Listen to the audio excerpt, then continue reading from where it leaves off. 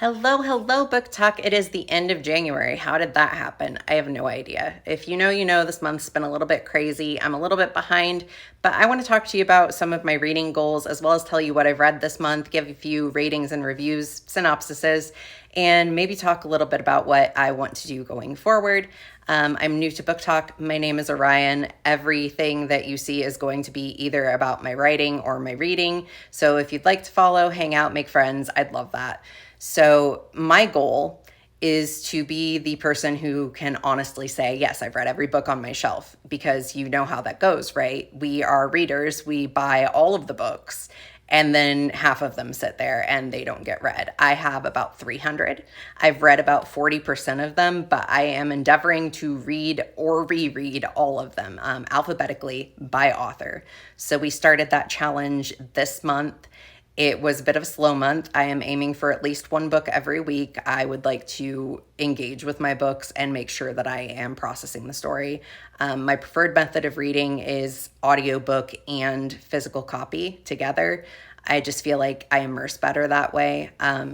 So without me rambling too much, I'm going to get into the books that I did read this month, which we started out very strong with Clap When You Land by Elizabeth Acevedo. It is a book about two girls who don't know that each other exists, yet they are sisters. And tragedy brings their worlds together, and not in the way that you'd expect. It is a book that deals heavily in feminism and sisterhood, and it is beautifully written, completely in verse. Again, I would absolutely recommend listening to the audiobook as you read, or if you prefer audiobook, just listen to the audiobook. It's very impactful. It is told multi-POV. It's got both of the girls have their own lives. One lives in the Dominican Republic and the other lives in New York. And they have had vastly different life experiences, but similarities and differences are what bring them together in the end. I will say a warning for this book is that it does get a little heavy. There are some biggish trigger warnings to be mindful of. So if you are a sensitive person or a sensitive reader, I would recommend looking up trigger warnings before starting this book. However, the book itself is absolutely gorgeous.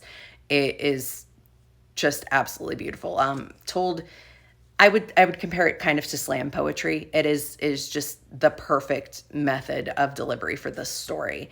It's relatively short. It's an easy read as long as you don't mind the heavier themes. I rated it a solid 4 stars. I would love to read more by this author. I do intend on getting The Poet X when I am allowing myself to buy books again, which is going to be a while. Again, that book was Clap When You Land by Elizabeth Acevedo, and it was 4 stars, and I highly recommend this book. It was very, very good. The next and only other book that I have finished this month is What If It's Us? Like Clap When You Land, this was a reread for me. I have already read this book before. It's been a few years. I had already read Clap When You Land as well. I don't want to tell you a definitive star rating on this book because it has a sequel. I am 30% through the sequel, and I do feel like the sequel for this book is going to really heavily impact my rating on the series in general. If I was just rating this book, I'd say it's average, a 3-star. Strong author names, Becky Albertalli, Adam Silvera. One thing you will learn about me is that I have a love-hate relationship with Adam Silvera. Nothing against him as a person or as an author. He writes beautifully. His books just always leave me feeling a little bit heavy. I'm not one of those people that tend to like the smack of reality in my writing, writing too. But I use reading and writing as an escape. So I tend to be more happy ending, and if not happy ending, then an impactful ending that makes sense. And sometimes I'm just like, Adam Silvera, why do you hurt me like this? What If It's Us also has Becky Albertalli, who wrote Simon versus the Homo Sapiens Agenda, which was made into a movie called Love, Simon. Queer coming of age, very good. Would absolutely recommend that. I do like Becky Albertalli's writing from what I've read of it, because I have read Simon versus the Homo Sapiens Agenda and I have read this book. This is multi-POV. Two boys meet at a post office, and one believes in fate and one doesn't. And they are tied together in a series of do-overs that kind of give a demonstration to young love, queer love. It's, one is visiting New York and one is from New York. It's, long distance, and I don't want to give too much away. But the sequel takes place about a year later, so I am going to base my full review of this series on how the next book goes. So next month I will probably revisit this and tell you what I think. These might end up on my Pango Bookshop. They might not. I don't know. The other thing I wanted to briefly talk about while I'm here is to talk about how I kind of record my reading. I will say also, sorry, this is what I'm in the middle of reading right now. I'd hoped to be finished before the month so I could give you a full review, but I'm 30% through, probably be about 60% through by the end of the day, but wanted to be honest because some months are just, you don't read as much every single month. And I want to be realistic with my channel because I think that it's great if people can read 100 books a year, but some of us read a little slower or life gets in the way, and that's okay because you're still a reader. You're still valid. This book so far is also a 3-star review.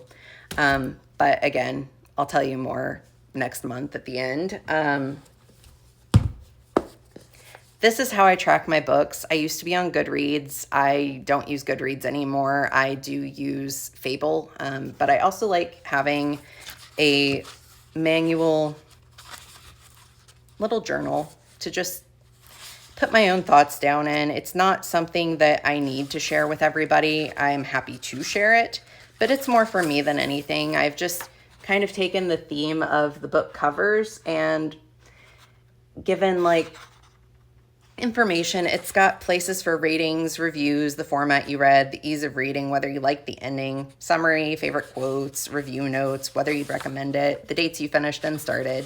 It's really great. It has a few extra sections in the front and back for reading challenges and just all kinds of little fun stuff for readers. And I would really, really recommend this. You can find it on Etsy. If you just look up reading journal, that's where I got this, was on Etsy.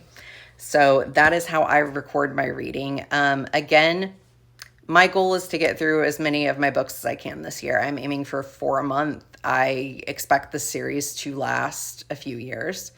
And we will see if I break down and buy more books before then. I do have a pre-ordered 2 books, so those do not count. Those were pre-ordered before the series. And I don't know. I'm going to make a separate video talking about what books I'm hopeful to read in February. If you would like to check that out, I'm going to go ahead and post that right after this so that you don't have to wait. Again, I would love to make friends. I'm pretty new to the book talk community, new to recording TikToks. I love reading. My genres really wildly vary. I read a little bit of everything, and you will see that on my channel. I'm also a writer. I'm working on a couple of novels, one with a co-author and one by myself, as well as I submit short stories. I've been nominated for a couple of prizes, so I'm working on getting myself out there as an author and as a reader. So if you're on the same journey, either as an author or as a reader, I would love to make friends. I think that we need a lot of community in this day and age. I do ramble a lot, but I'd love to hear everybody else's rambles too. So take care and stay tuned for that next video. Check it out if you want to. Like, follow, subscribe, all of that fun stuff if you feel so inclined. And I will see you next time. Bye.